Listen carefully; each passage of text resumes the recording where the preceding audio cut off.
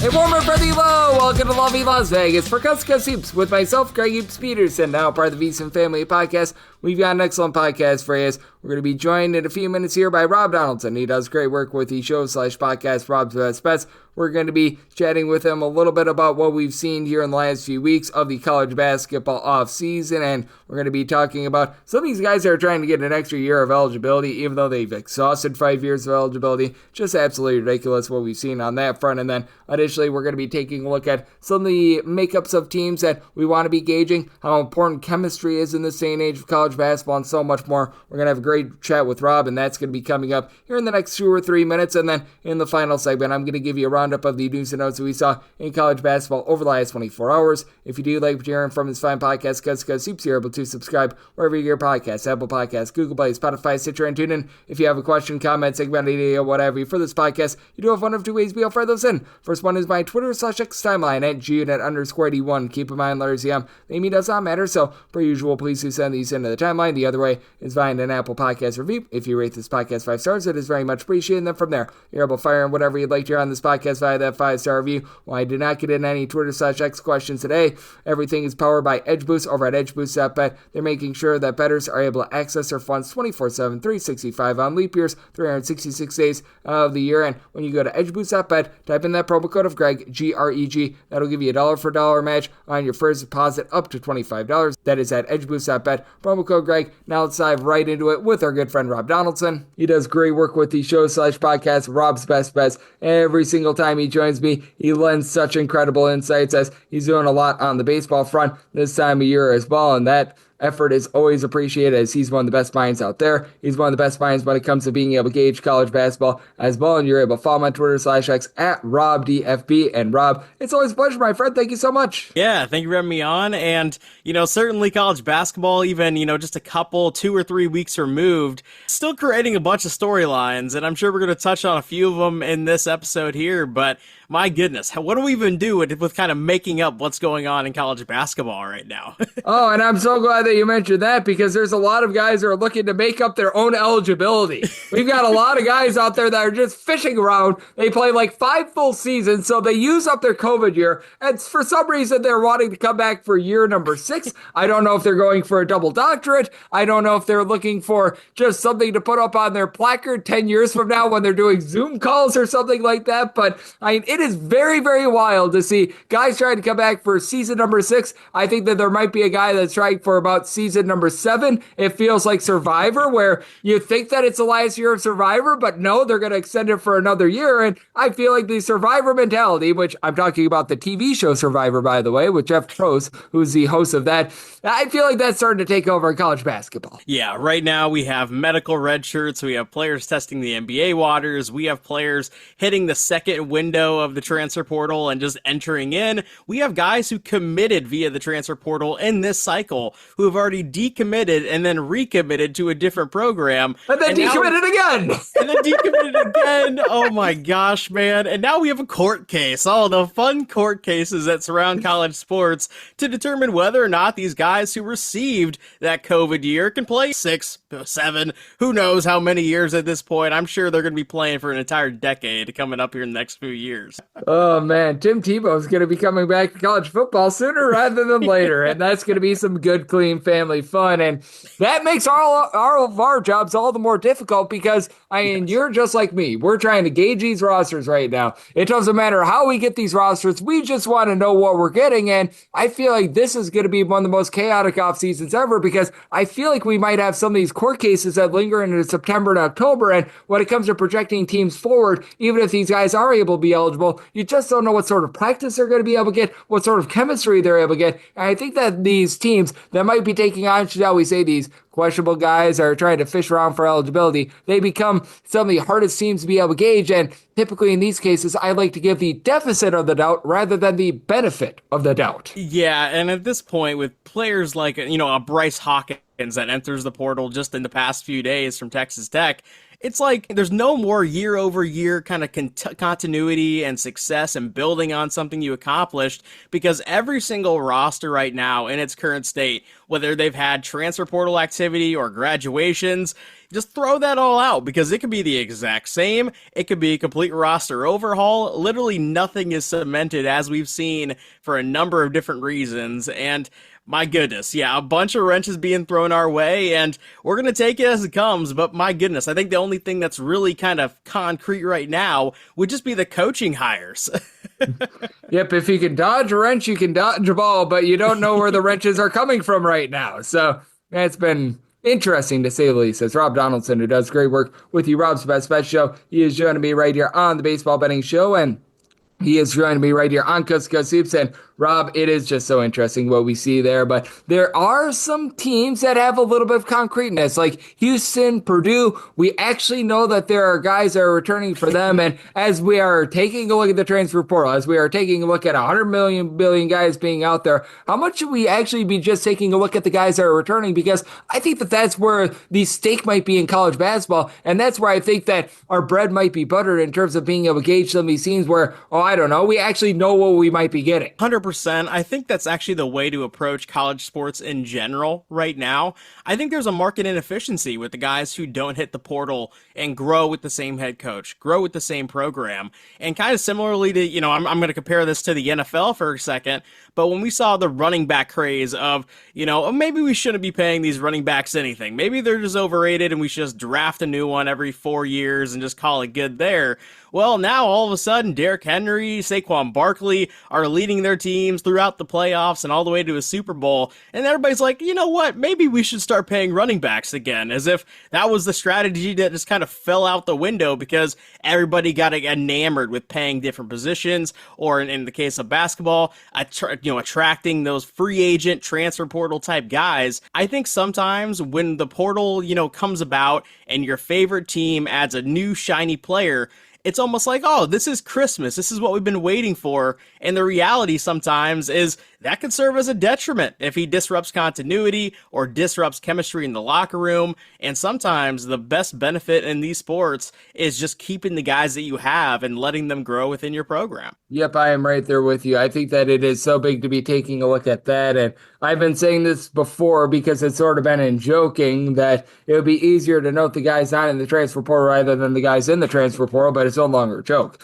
Like, there's more than 2,400 players in the transfer portal right now, and if you know the guys are actually coming back, which there are some guys that are going to be overseas as well. Just because they're not in the transfer portal doesn't mean that they're necessarily coming back, and I actually undersold it. As I refresh, there's now 2,527 players in the transfer portal. At last check, it was 2,400. So, yeah, being able to keep up with that is so difficult, and I do think that, honestly, it's a little bit of a defeatist effort, and I don't know how much you agree with me or not. Just being able to gauge these guys that are going to be coming back, I think that that's going to be much easier rather than gambling on what you're going to be able to get in terms of some of these guys that you just don't know what the fit is going to be. And you get along with that as well, these teams like Houston and Purdue, they have their coaches back as well, which you know what you're getting in that system. That's what I think it ultimately comes down to is you have to buy into the coaching. And we've talked about this on previous episodes, previewing for the next season here in 25-26, that, what are our thoughts on coaches? How do you determine the motivations of a program?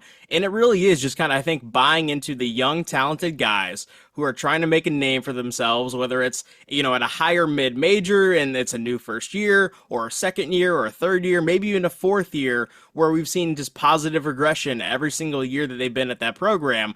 Or a guy like a Pat Kelsey, who just took over the Louisville job in year one. It got them all the way to the NCAA tournament. And now there's obviously higher aspirations for a program like that than just making it as an 8 seed. And, we kind of saw that with Rick Pitino. Year one, relatively successful year, didn't make the tournament. But in year two, they have a 2 seed in the NCAA tournament. I feel like attaching your analysis and your projections to the coaching staff rather than the actual personnel on the roster is 100% the way to play these things right now. Honestly, as much as it kind of feels to kind of go against the grain in saying this, a lot of these older, elder statesman head coaches, I'm going to use Bill Self as examples, although they're very accomplished, although they're legendary head coaches, I have real solid questions of whether or not they even want to deal with this sort of stuff, or whether they have the motivational kind of energy to rebuild year after year. If that ends up being the case where we see these older coaches just kind of continue to retire, I'm willing to just buy into those younger guys who have something to prove. And I think that that's such a great balance that you bring up, as we do have Rob Donaldson of the Rob's Best show joining me on Coast to Coast Hoops. You want to be buying into a little bit more experience when it comes to coaches, but at the same time, you want to be making sure that the game hasn't passed them by, because we were noticing that last few seasons with a guy like a Tony Bennett, for example, legend of the game, was able to win the title in 2019, but after he won the title in 2019, game was completely different. He steps down. You're mentioning it with Bill Self as well. How much do you want to take a look at these guys that they have experience, but it might not necessarily be at the Division I level? Like Grant McCaslin over at Texas Tech, I think, is doing good work. Well, I know that we've talked about this man, and he's worth bringing up again. Ben McCollum, it's more at the Division II level, and you have that 1 year at Drake, but he's a guy that I'm willing to buy into. I think that that's a great blend of guys that you're able to trust in, guys that know the system in this day and age. They're still relatively young, but at the same time, it's not like, oh, they've done absolutely nothing, even though it was at the Division II ranks. I think that what Ben McCollum has been able to do is worth being able to stick some stock into. 100%. And I think changing a program just in general, inherently, I feel like it fills a lot of these coaches with a renewed sense of self-purpose. I mean, we saw Kevin Willard jump from Seton Hall to Maryland, do extremely well there. And then, now he's on to a new thing. Was that just kind of because he wanted to cash a check, or because he wanted to really build something and elevate his legacy? I kind of think it's the latter in that sort of instance. And yeah, there are going to be coaches throughout this sport, throughout a number of different sports, professionally, in the college ranks, even at the high school level, where they're just there collecting a check. And, if they do well enough to hang on for a long time, they're going to get paid and they're going to go retire or maybe be an assistant somewhere. And that's just the way that they want to do it. But some of these coaches, I really do feel like, have a rejuvenation of, hey, I have a new program, I have a clean slate, I'm going up to a higher program. You mentioned Grant McCaslin going from North Texas to Texas Tech. I feel like that's a clear upgrade in a coaching job, obviously coaching at a higher level, and I think he really went out there and tried to make a name for himself and prove himself. I think we're going to see a number of coaches like that within the next few years even, and even just right away this year, where they're going from a smaller program to a bigger program and immediately make a splash. Absolutely, and that's a great jumping off point for this question as well. Are there a few that are coming to mind that you're taking a look at, other than Ben McCollum, obviously, because I think that we're both very bullish on him. I don't think that needs to be restated, but are there a few other guys that you take a look at that you think, man, this is a good hire? Maybe it's a little bit under the radar, but you're really liking what that program might be able to deliver this season. I look at a program like a Kentucky, and Mark Pope is one of those guys who he's won at every level, but he hasn't ever really accomplished anything, past the Sweet 16, obviously, this past year. But that was sort of the pinnacle of his career so far.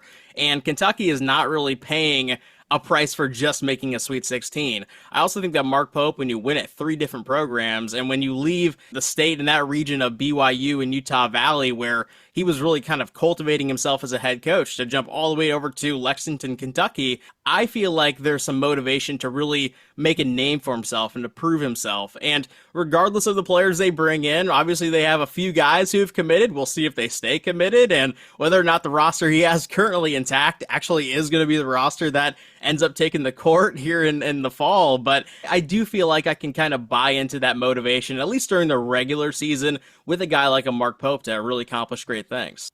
Mark Pope was really able to show that in his first year over at Kentucky. I wholeheartedly agree with you. He's been able to do a nice job over there. And just the SEC in general, I feel like they've been the biggest beneficiaries of these coaching hires. And when we take a look at the landscape of college basketball, we've noticed with the ACC, with all their retiring coaches and their elder statesmen stepping down, it does feel like the SEC have just done it right with regards to these coaching hires. And I think that every other conference is playing catch up. And where it starts, in my opinion, is with those coaching hires. Oh, 100%. Because that's where the identity comes from. If we're talking about continuity with a program, largely it's going to be the head coach more often than not. With how crazy the coaching carousel has been, maybe that doesn't ring necessarily true for everybody, but normally, you have a program in mind, you attach a coach to that program, and usually they perform to kind of the back of their annual average in terms of wins and accomplishments, and those runs that they have to the Final Four can be replicated over time. And I do feel like right now in the modern day of a modern age of college basketball, where you have 2,500 players in the portal, you have no idea whether or not this court case is going to go through to give the current players that are existing in college basketball an extra year on top of it. It's just a whole mess. And the one thing that you can count on is just the coach, what they want to do on the floor, and then going out and executing it. And that is kind of the crazy balance that we're trying to perform here of how motivated are they despite their track record, and who is kind of willing to fill into that void like, a Todd Golden did this past season. No doubt about it. And I mean, it is a great balance to try to be able to reach, and it is something that is very difficult to be able to gauge. But one thing that is very easy is knowing what one of the best guests on this podcast is. That'd be you, Rob. You do such a tremendous job on so many different fronts. Love the good people at home. Know it's all on tap for you, and how people are able to follow along on social media and other platforms. Well, hey, Greg, it's always a blast talking ball with you, especially when all this craziness is going on. And, for those who want to follow my Major League Baseball bets or my college basketball bets once the season comes into form, you can do so on my Twitter/X page at RobDFB, and also on my YouTube channel, which is just my name, Rob Donaldson. But as always, Greg, I really appreciate having me on, man. And I always appreciate Rob. He does such an excellent job taking a look at this great game that we all know and love of college basketball. And every single time he joins me on such great insights. So big thanks to Rob for joining me on Coast to Coast Hoops, now part of the VSiN Family Podcast. And coming up next, how about if we give you a recap of the news and notes that we saw in college basketball over the last 24 hours? For the ones who get it done, the most important part is the one you need now. And the best partner is the one who can deliver. That's why millions of maintenance and repair pros trust Grainger, because we have professional-grade supplies for every industry, even hard-to-find products. And we have same-day pickup and next-day delivery on most orders. But most importantly, we have an unwavering commitment to help keep you up and running. Call, click Grainger.com, or just stop by. Grainger, for the ones who get it done.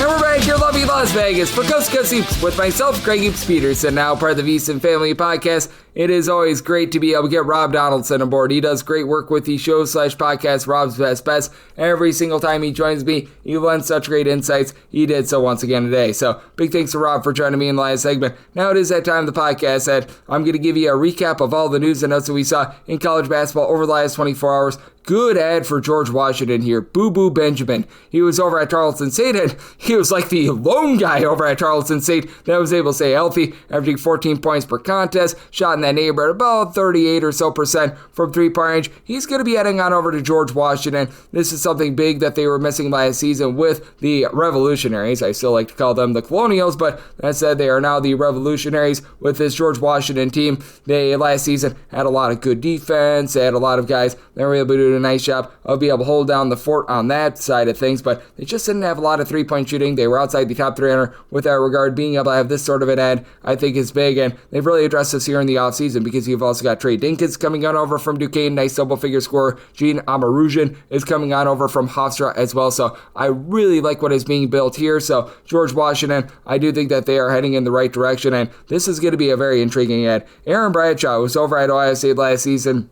a former top 15 recruit, a guy that was very highly touted, but just has never really been able to find it. 7'1" big man that's able to pop threes, but last year at Ohio State, it just simply didn't work out. It was averaging about 6 points, just under 3 rebounds per contest. He's heading on over to Memphis. Now, if Memphis can unlock exactly what Aaron Bradshaw brings to the table, this is a massive, massive ad for them. If they can't, it's going to be one that fizzles a little bit more, and with Memphis, you just never know because it's not necessarily the, shall we say, most disciplined team in the world, and I do believe that Penny Hardaway is a better coach now than he was even, say, like 2 to 3 years ago, but still, he's looking to turn that corner as a coach. But Memphis, once again, a really good transfer all. You're going to be having Conte Berry coming on over from Temple. Go Owls will be able to help out that backcourt. Sincere Parker, that main six man over at McNeese, is heading on over. Julius Redford, he's a nice versatile player that's coming on over from Western Kentucky. Dante Harris, so I do like what is being added here by this bunch, and I do think that this is going to be a, shall we say, upside upside sort of play here. I don't know necessarily how it's going to be panning out, but I do know that there is a lot of talent on that roster, and I do think that this one is going to be very interesting as well, as you've got yourself Chris Tejo. He was over at Iowa this last season, didn't necessarily see a bunch of minutes, but he has decided that he is going to be going to Santa Clara. Santa Clara has done a really good job of being able to find these diamond in the rough sort of guys that didn't necessarily see a lot of playing time at their previous stop. I mean, look no further than Braden Pozemski. What he's able to do, became a first-round draft pick, and this is a gentleman that was pretty highly touted according to 247 Sports in terms of class of 2024. He was a little bit of a 3-star guy at 6'8", not necessarily going to pop it a ton from three-point range, but is able to give you something down low, is able to give you something in the post. So I think that he's going to be a little bit of an impact guy. Eli Delorier, he was over at Providence last season, didn't see a whole bunch of minutes for them. He has decided that he is going to be going to East Carolina. East Carolina is going to be adding a nice 6'10" big man, and for East Carolina, rock solid on defense last year in terms of the interior. Their outside defense, it needed a little bit of more, shall we say, but I mean, this is a 3-star guy. He should be able to help them maintain that interior presence. They were one of the better rebounding teams in all of college basketball with East Carolina. This very much fits their system. This is going to be a nice fit as well. Ethan Butler, he was over at Northern Illinois last season. He was able to do a nice job of stuffing the stat sheet for them. He was logging for the team right around about 9 points, 4 boards, block, and app per contest. Now, he did miss darn near half the season last year due to injury, but he has decided that he is going to be going to Charlotte. For Charlotte, they just needed a little bit more of something on the inside last season. And for Butler, he's able to be an inside-out sort of player. Now, did not necessarily shoot it well from three-point range last season, but a guy that's able to be able to shoot just a few threes in general. I think that he's going to be able to come in. He's going to be able to be a nice little bit of an impact player. So I do like what he's going to be able to bring to the table, and I think that that's a nice add for them. I was mentioning the fact that George Washington was adding a guy. George Mason is losing a guy, but I do think that this is going to be a good add, as you've got Jeremiah Quigley, who last season just did not see any playing time over at George Mason. He was only out there for 9 games previously. I believe that he was over at Iona. He was all Metro Atlantic freshman player for them. He was logging about 11 points per contest. He has decided that he is going to be heading back to more of the northeast part of the country. He is going to be going on over to Binghamton. This is a very good add for a Binghamton team that they just did need a little bit of three-point shooting pizzazz from a season ago. They had a lot of good rebounding a season ago with having Gavin Walsh in there, but being able to add a guy like a Quigley, who, when he was over at Iona previously, he was shooting in the neighborhood about 33.5% from three-point range, was able to be a nice inside-out sort of player, is able to give you about 3.5 assists per game. I think that that is really going to be able to help them out. And Binghamton, you may recall last season, they were one of the worst teams in regards to assist to turnover ratio. They turned the ball over a little bit too much. Being able to have an ad like this, I think that that is very beneficial for them. This is also very beneficial. How about the fact that Dylan Mitchell is going to be going on over to St. John's? Certainly not a guy that St. John's is going to be looking to for his great free throw shooting percentage, but he was able to do everything else relatively solid over at Cincinnati. One of the top recruits from a few seasons ago in the recruiting cycle. I believe that was class of 2022. Last year, about 10 points, 7 rebounds, block and a half per contest over at Cincinnati as a starter for them, and I do think that he's going to be able to make a great impact for the team. We saw what Zuby Ejiofor was able to do last season over at St. John's, and for St. John's, they've done a nice job of being able to keep that defensive identity from a season ago, and they've also been able to add some nice shooters in the portal, bringing in Ian Jackson, that's rock solid, Jusan Sanan, Osiah Sellers, Bryce Hopkins. This is looking like a really good roster, and it's very well rounded up and down the boulevard. Oregon State, they're going to be looking to be well rounded as well. Stephen Olawani, who last season he was over at Southern Indiana, where he was logging about 14 points, threw in there about 6 to 7 rebounds, a block, a steal per contest. He's going to be adding on over to Oregon State. Oregon State did a really nice job with Michael Rota over the last few seasons, and this is going to be very much a new look Oregon State team, but I do think that this is a solid add. Now, if you're relying upon him to be like your go-to guy or something like that, Oregon State is going to be in a little bit of a rough ordeal there, but for Oregon State, they did a nice job of being able to finally bust through a little bit more after that Elite Eight run of a few seasons ago. It's a lot of lean years, and this is really the first pickup that Oregon State has had in the transfer portal, so they're going to need to get much more than this, but that's a good place to be starting out at. You have Landon Moore trying to be able to lend more, as he's going to be heading on over to Illinois State. Illinois State has done a great job of being able to hit the transfer portal and being able to find some good ads this past season over at Butler for Landon Moore. He was only able to give you about 3.5 points per contest, but this guy, to begin his career, he was over in the NEC over at St. Francis of Pennsylvania, where he was able to put up some solid numbers. When he was over at St. Francis of Pennsylvania during the 2022-23 season, he was a 36% three-point shooter, 13 points, 3.5 assists per game. I don't know if he's going to be able to quite duplicate that, but I do think that for Illinois State, they're getting a good addition as well. You've got Achukwu Okeke. He was over at Florida International this past season. Only saw action in 7 games due to injury, but I mean, he was solid when he was out there. About 3.5 boards, 4.5 points per game. Albany was a little bit hit or miss on the glass this last season. I think that this is going to be a solid ad for them. For Albany, it's been a bit hit or miss for them under the tutelage of Dwayne Killings, as they went from being super duper slow to being super duper up tempo. So they've really had a different team every single year that Killings has been in the fold for Albany. We'll see what they're going to be able to get this season, but I mean, you could tell that the NIL collectives in the America East are getting deeper and deeper, as he's going to be coming on over with Nasir Muhammad, who was over at Northern Illinois this past season. Will Richardson was a rock-solid player over at Fordham, man. They also are bringing in F.A. Wes Ingram. He was able to average about 4 boards per contest over Riders, so this is a bunch in Albany that is really building a nice, well-rounded team, so I do like what is happening there. I also do like the fact that you've got a guy in Keshawn Porter that's heading on over to Evansville. Evansville has really been able to build themselves up a little bit more here recently with Porter. He was the main number 2 scorer for NC Central this last season. Shot 37% from 3, 11 points, a little bit over a steal per game for Evansville. They are making the most out of what they've got. You've got Coach Ragland doing a really good job, in my opinion, of really being able to build things up, as this Evansville team a few seasons ago, they were just left with absolutely nothing whatsoever. They don't necessarily have the highest NIL collective, and they're going to need to add a few more guys in the transfer portal, but that's a good place to be able to start. You've got Justin Porter heading on over to Clemson, and Clemson has done a really good job of just being able to find these solid guards. Maybe not the most flashy guards in the world, but these guys that you can tell that they're solid and be able to integrate them in their program. I think that this is a great fit with Porter. This last season, he shot about 36% from 3, 15 points, steal per contest, part of a Middle Tennessee team that has one of the best perimeter defenses in all of college basketball. This is a really nice ad that I like, and this is an ad that I like as well. Western Kentucky used to be in the same conference as North Texas. Now the North Texas transfer in Grant Newell, he has decided that he is going to be going on over to Western Kentucky, and last season for Newell, he was able to average about 6 points, a little bit under 4 boards per contest, began his career over at Cal. Is he a guy that's going to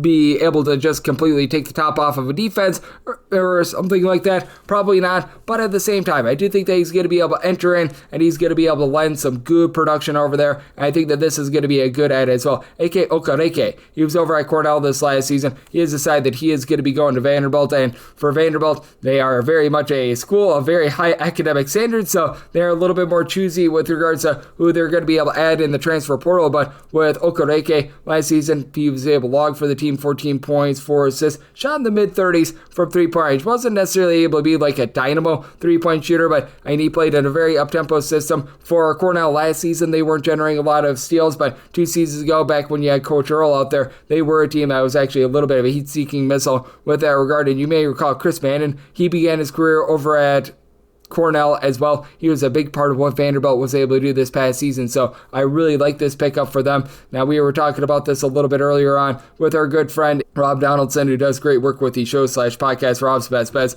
I know that this was put out there by Portal Updates. These are guys that hit the transfer portal with no eligibility remaining. Duke Dean, who was over at Bradley last season, Ishmael Leggett, Javier Francis, Jackson Money, St. Thomas of USC, and Elijah Hawkins. So we are going to need to be gauging what's happening with all those. Again, credit where it is due, at Portal_updates on the old Twitter/X. They did put out that list to be able to help us out. So there are a lot of guys that they are fishing for eligibility right now. So it's very, very interesting to see what is going to be happening here. Now, this is one that I think is going to be a good ad. Brandon Montu, he was over at Western Michigan this last season. He has decided that he's going to be going to Tennessee Tech. He's able to average 5.5 points per contest. Not a good 3-point shooter with Western Michigan. They had nobody that was able to light it up from 3-point range, but a guy that's able to play in a little bit of an up-tempo system, a guy that I think is going to be able to add something for this team at 6'4", a little bit of versatility, like what he's able to bring to the table. Casey Ugowaks Kazi. He was over at East Texas A&M this last season, was able to log about 5.5 points, 3.5 rebounds per game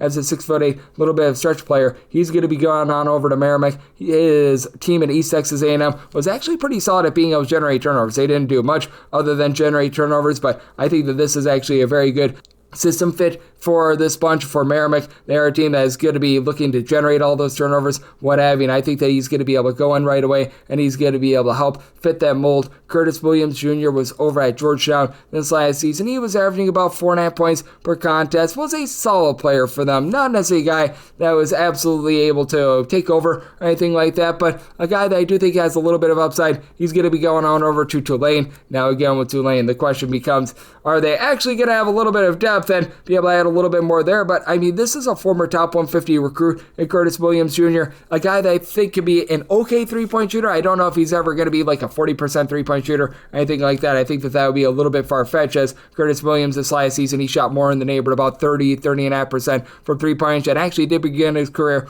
over at Louisville. But I do think that this is going to be a pickup that is going to be rock solid for them, and I do think that for Tulane, they're heading in the right direction. They need a few more adds to be able to make sure that they have depth for this upcoming season, but this is a very good place for them to be starting, and I do think that this is currently a guy that you're able to rely upon. Jacoby Heedy, he was over at Bethune-Cookman 2 seasons ago. Last year at Central Michigan, rock solid player, 15 points, 6.5 boards, a little bit over a steal per contest when he was over at Bethune-Cookman during the 2023-24 campaign. A little bit under a steal and a half, 15 points per game. Not a guy that is going to go out there and just completely light it up from three-point range, but this is a really good, shall we say, boomerang sort of transfer for them. I do think that he steps in right away, and he's going to be able to make some nice contributions. Peyton Marshall was over at Missouri this last season, just was unable to get out there on the floor. He was averaging 1 point per contest, just really didn't fit in with the Missouri system. He's going to be heading on over to Georgia Tech. This is a really good pickup for a Georgia Tech team that, honestly, out there in ACC where you don't have a lot of rock-solid programs, I do think that they're going to be able to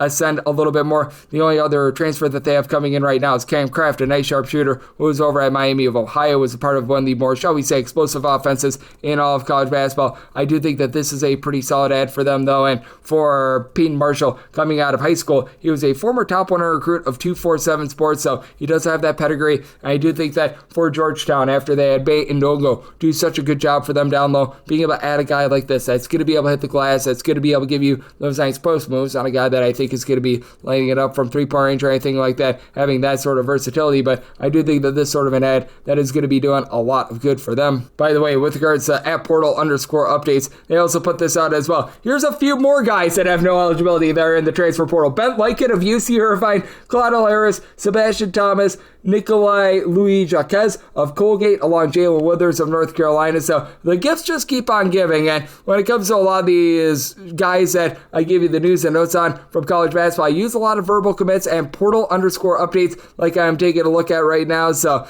that just is absolutely hilarious right there. And this is going to be a relatively good get, in my opinion. This man is going to be staying out there in the great state of Texas. David Terrell Jr., he last year was over at UTEP. He was averaging 8.5 points, right around about 4 boards, 4 assists, more than a steal and a half per game as well. He has decided that he's going to be going to North Texas, and I think that this is just a really good fit in general for North Texas, as he last season shot about 33% from three-point, cooled down a little bit more with his three-point shooting towards back half of the season, but a guy that's able to play tough, tenacious defense, a guy that's able to generate turnovers, and I do think that this is going to be really good for them. And Chattanooga, they're getting a good one here with Bellarmine's Billy Smith. He's a 6'7" combo player that last year shot just below 39% from three-point, 14 points per contest. Losing Hunter Huff is a little bit tough for that program, but this is a team that they're looking to be able to ascend with regards to their offense. They're looking for good three-point shooting. That's really the Coach Earl system, and being able to have an ad like this is really good, as he's going to be coming into the program along with Brendan Watkins, who was over at North Dakota State this last season, and when he was over at North Dakota State, he was a really good three-point shooter for a team that in general just absolutely lit it up from three-point. So love the ads that they've got there. Antti Belshon, he last season was over at Little Rock, where he was a starter for them, 10 points, 4.5 boards, 2 assists, more of a third wheel for them as a 6'8", do-it-all sort of player, not a guy that's going to give you a ton with regards to three-point shooting. He has decided that he is going to be going to UIC. For UIC, towards the beginning part of the season,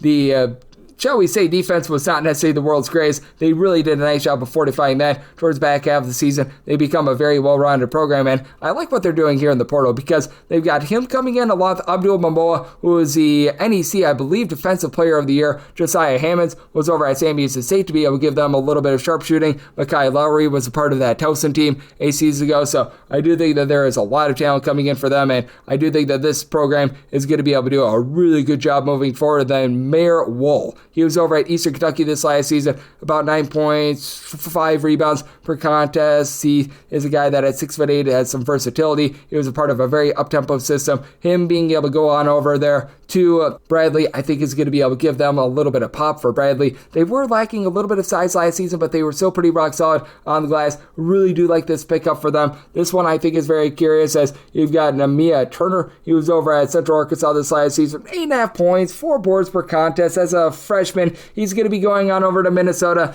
This guy I don't think is going to be seeing a lot of minutes in general. I think that this is more of a depth add in general. Maybe as a junior, as a senior, he's seeing minutes. You have to think that this is going to be more of a multi-year commitment to this kid rather than a year number 1 commitment. But if that's the foundation that Minnesota is looking to lay, that's going to be good for them as they're already bringing in Bobby Durkin, a nice sharpshooter who comes on over from Davidson, Robert Viola, who's going to be able to give them some rock solid low post play coming on over from San Jose State, Langston Reynolds, guys like this. So I do like what they're building over there.